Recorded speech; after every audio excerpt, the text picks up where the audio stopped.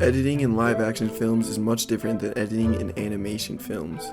In a live-action film, the narrative is written, actors perform in scenes from the script, and then eventually the shots are combined in the editing room. Instead of this process, in animation films, the editor works with the director and writer of the film years before the animation begins. Sometimes the editor will even be a part of the writing process of the film. Ken Schretzman, editor of Toy Story 3 and The Secret Life of Pets, once said, "On live action, they shoot first and then you edit later, and in animation you sort of edit first and then you shoot it later. The films take about 4 years on the average, and the first 2 years is just editing storyboards.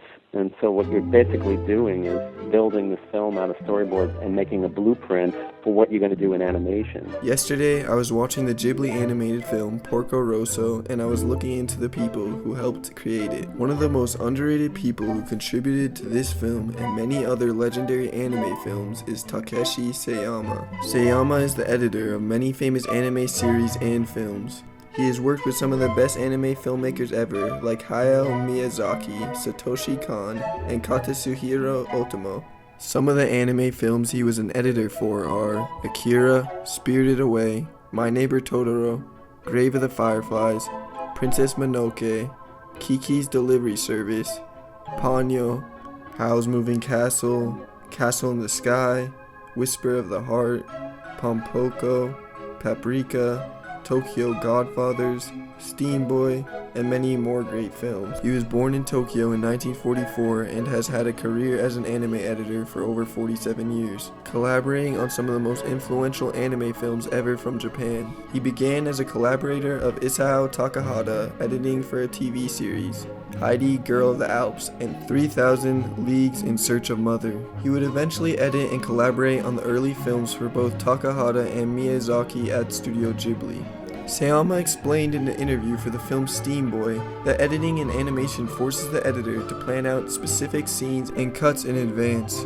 You have to edit without looking at the big picture. I'm cutting the film in my head even though I don't know what the end will be.